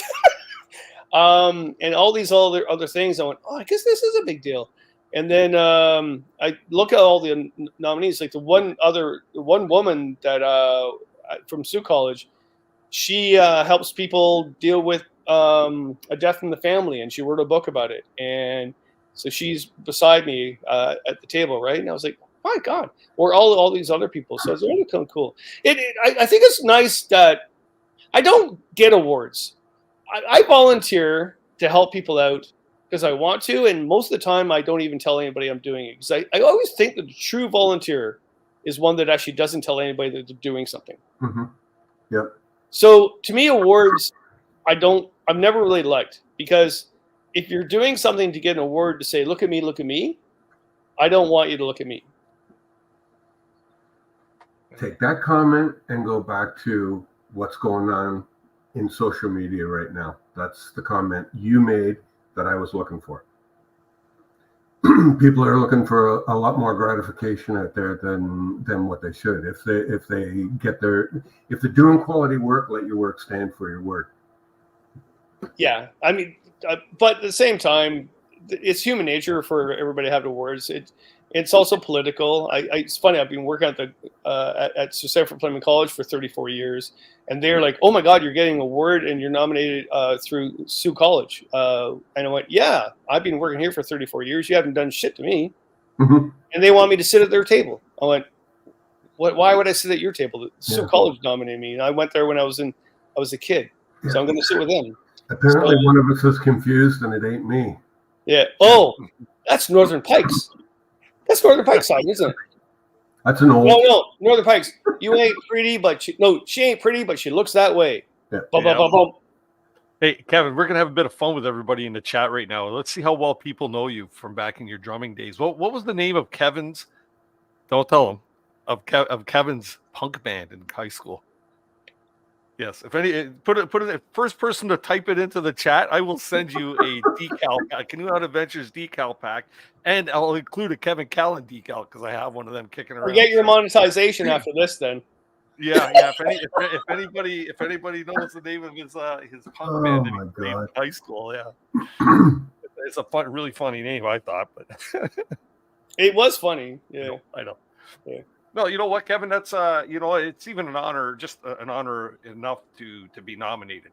Whether you're the recipient or not, you know what I mean. It's to be on the list is to be on the list, and that's recognition in itself, right? Be proud of that, sir. No, I'm it was. I got the one big thing I got in Milton. If you go to Milton and you go to the town hall, there's actually a plaque with on the ground with my name on it, and to the left is actually Hatfield, the astronaut. He was from Milton, and Chris Hatfield, and then to the right is Mr. Dressup. I'm between the two, and I didn't go to the ceremony. I remember that they nominated me, and they put a plaque saying the Walk of Fame, whatever. And my mom went there, and my daughter went there, and they're all excited, but I couldn't make it. And why? Is I was doing all the shows I do in the spring. I didn't have time to go to the awards, so I went. I'd rather talk to hundreds of people about canoeing than actually go and get an award for having a friggin' thing on the ground. Yeah. From that's why I was thrilled with the invite to come on tonight. That's just meant the world. Yeah. No, that's not true, Dave. You got on there just like I did. I get on there. I got on Dennis' show. He has nobody else. Like he's in a panic all the time. It's true. It's true. The man has no guess until the last moment. That's me. Oh my God. Yeah, Beauty of the Backcountry said the brand muffins, but that's not the one I was looking for. No, Santa Syphilis. No. Oh yeah. Yeah. And I'd like to thank Beauty in the Backcountry. That's a lovely story. A lovely story. So this last week, I'm at my place. It was like 7:30 at night. There's a bang at the door. I didn't watch my email, so I didn't know what was going on. I should have.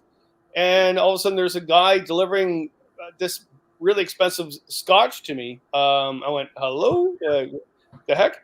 And he said so I said, well, can I film this? Because this is kind of weird. And he said the name, but it didn't, all of a sudden, oh my God, Jay. So I figure out later, I went, oh, that's the couple from Beauty in the Backcountry at the Sioux. And what's really cool is I phoned them back. I think it was the next day I phoned them back. And I went, you won't believe it, but I looked at the guy delivering the booze to me, and it was Jay something. Anyways, a past student of mine that I thought was going to go to prison, and I looked at him, I went, hey, and he goes, hey, Kevin, and I taught him 4 years ago, and he cleaned his act up, and he had a job, and he didn't go to prison, and what a incredible world this is. Yeah. Someone is sue, the great, sorry, I get emotional about this. They sent me a bottle of whiskey because of things I do, and then the guy that delivering it was a past student of mine that cleaned his act up. Like, you can't make this shit up. No. There's a stronger being there somewhere. Yeah. You know, and it's Dennis. The stronger being is Dennis. No, not tonight, man. So, Dave, we were talking about the YouTubers and stuff. Who do you follow? Who do you think is doing it right? And now, this isn't to say others are doing it wrong, but who do you enjoy watching? Good question. Brad's gone kind of quiet the last little bit. Jim's always as nuts as ever, putting stuff out, and he does some he does some decent stuff. Christine is always good with the content. Kind of slim pickings. Yeah. You know, to be honest, I've never been a big promoter. The content is thinned out for the canoeing community. I don't know what it is, but has anybody else noticed that? That some of the people that I used to watch on a regular basis, some come, some go, but it seems like not a lot are coming and a lot are going, if that makes sense. Yeah. That's probably the best way of putting it. Slim pickings. Yeah.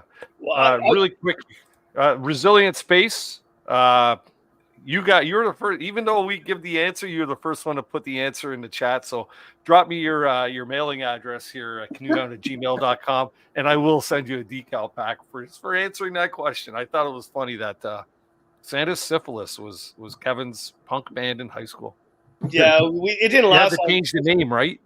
It was. Oh yeah, it was Brand Muffins. That's right. No, because we went to go on stage at the Christmas assembly. And the principal came to us and said, we cannot call you this. So we had to call ourselves Brand Muffins. Yeah. But the original name was Santa's Syphilis. Okay. Yeah. It was a punk band. They tied me with a chain to the drum set. Oh. No, I'm not even going to ask. The singers were two females. Actually, I found out when I wrote my memoir. I found out where they were about. The one is a real estate person, and one's a lawyer. But they were dressed in leather, and I forget their names. They're really good people. But the one just had a belt across her boobs on the stage. That didn't go well in high school. The principal didn't like that either. Yeah, good person though. Really good person. So I had to change their name and the band name and get a costume designer. Yes, they dressed me up as, remember the Muppets? Animal? Mm-hmm. Yeah, I was Animal. Yeah. I can see that. Perfect fit. It was. I'm a little hyper. I'll tell you, Kevin, every time I get together with or like chat with what's his name? CW Getz, because he was a drummer too. And I used to play myself, right? Well, play drums, not play myself. But I used to play drums as well. And then you're a drummer too, right? So there we go. The show's going right out the left field. He's a solo paddler is what we're talking about. But every time we talk about that, he has to bring you up as being a rock star too. So CW played in a lot bigger bands than I did. Did you see the kid he had and some of the stage photos and that? Oh yeah, no, some of the hair he had. Yeah. Oh yeah. Oh no, he was the real stuff. I was a mess. Yeah. Unreal. Yeah. Unreal. That's crazy. That's cool. Oh, Kevin, thanks for popping in. Yeah, I'll let you go, and Dave, good luck with all the other questions. No pressure, but everybody's watching you right now. Good luck. Good stuff. Perfect. Thanks, Kevin. Good talking to you. Kevin, really quick, green room if you like. You know where it is. Okay. Bye, guys. Okay, buddy. Talk to you in a bit. Oh Yeah. my God. Always a light at the end of the tunnel, Mr. Callan is, eh? Man, oh man. Yeah. So yeah, you know what? Couple of quick fire questions. If anybody wants to throw them in the chat, I will get them up on screen. Feel free to do that now. But I just wanted to ask you, Dave. So now you mentioned that you prefer to sort of solo paddle, either solo or with with a small party. How often are you getting out in the summer? This year was a disaster. I got one trip into the French River, and it was for our wedding anniversary. So that was it. But next year, I got to change it around. Yeah. So I'd like to get out like a half dozen, 8 times. Yeah. This year is the opposite for me. I never got out as many times in the past as I did this year. Oh wow. My wife let me play an awful lot this year, including my big Wabakimi trip and a couple of solo adventures and a couple of weekenders with buddies and stuff. But I know why. It's because next year I'm going to have the year that you had this year, right? Where I got daughter getting married and the whole 9 yards. So there's a lot that's going to be going on next summer. So it's going to keep me you get a full plate, a little more grounded. But yeah, you know what? It's always nice to try and get out. You're obviously retired, and you know what? It's nice to be able to spend your time doing something that you really enjoy with that, right? Yep. Yeah, very true. Very true. And now your wife up till this time, like she's still a paddle partner for you. She gets out with you quite often. She's the best person I've ever had in the bow of a canoe, ever. We took a trip, not even a trip. We took a day paddle out, and I don't know whether it's age or a sinus issue or whatever, but my balance was going for a bit of a loop, and to the point where I almost flipped the canoe getting back into it. So we did that, and then went and did our French River trip, and there was absolutely no occurrences at all. So just going to get up early in the year next year and get at it. Cool. We do have a quick question here. Let's see here. What's Dave's favorite way of getting into a canoe at the end of a short leftover? And I sense a connection here. I really do. Oh my God. Okay, so 2021, 4 guys, 4 canoes, 4 days. Kevin Callan's book about the French River. Once you get down below Crooked Chute, it's once you get down past the Big Parisienne, you keep river left. So Jim and Steve take river left, and Jim Lang is with me. Sorry. Oh my God. So we get flying down the river, Jim Lang and myself, and we get to an impasse, and it's going to be a liftover. Okay. So here's Bill Graham sitting there, and he was waiting for me. He must have scoped it out. He was in, correct me if I'm wrong, Bill, you were in that like 13.6 pack boat. So if we did 85 miles, Bill probably paddled 142 because he was head back. So I didn't want to damage my blue steel. And I thought, I'm looking at it. So to get in the chute on the liftover, I'm almost into a little cup rock on the far side, which is all left-hand side face rock. So he's sitting there, and I thought, well, if I get way the heck out over top of the canoe, I can just slide my hands along the gunnels and I'll be fine. That would have worked well if that's the way it worked, but no. My hands jammed, and I thought, I'm going in the drink. So I let go of my hands and just collapsed into the bottom of the canoe. And the 3 of us are in, I don't know how there was still dry pants after that. We were laughing so hard. Steve comes around from the other side of the rock and goes, what the hell's going on? What are you guys laughing at? And I'm trying to pull my my head up out from underneath the canoe, but oh God.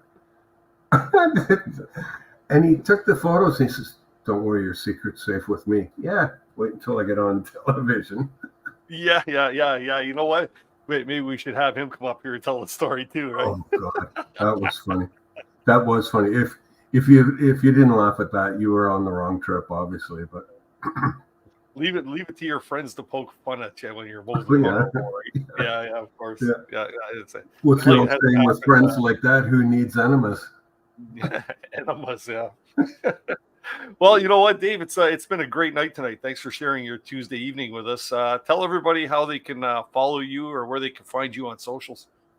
Okay, always look for the Canoe Collector. I'm running Facebook now, and I intermingle between my own account for Dave Johnstone or the Canoe Collector.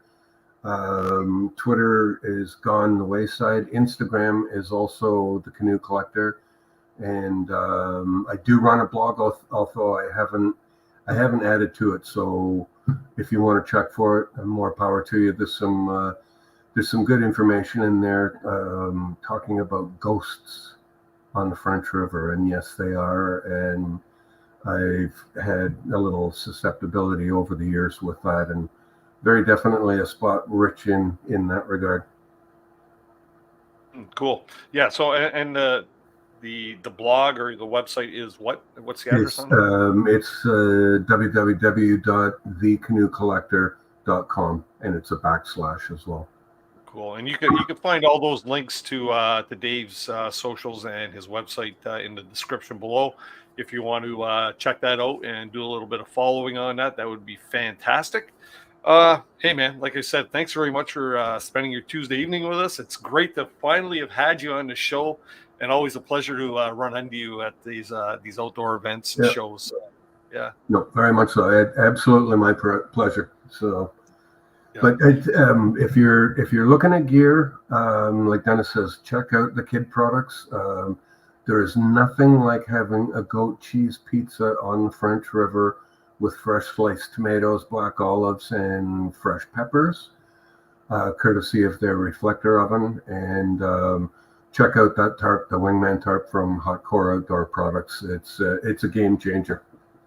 I might have to check that out myself. Like, I haven't got enough gear as it is. Thank you very much, Dave. Yeah, I know a guy that has collection. That's awesome, man. All right, we're going to close up the show here. Dave, thanks very much again. I'm just going to drop you into the green room. I'll connect with you here in a few short moments. Sounds good. Thanks very much, folks. Awesome. Well, hopefully everybody enjoyed tonight's episode. Dave's quite the character guy. If you ever get the chance to meet him, he does frequent the Southern Ontario shows anyways. I'd imagine he'll probably be at the Toronto Outdoor Adventure Show this year. I believe he even did a presentation or two last year at the Paddling and Adventure stage, the same stage I was on last year.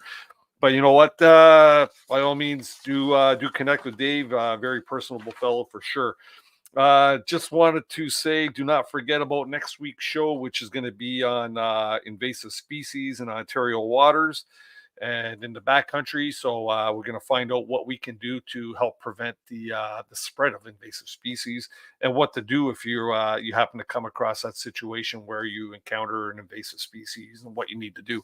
It's going to be a really enlightening show next week for sure. The week after that, not next week's the 21st. I believe on the 28th is going to be our annual winter camping special.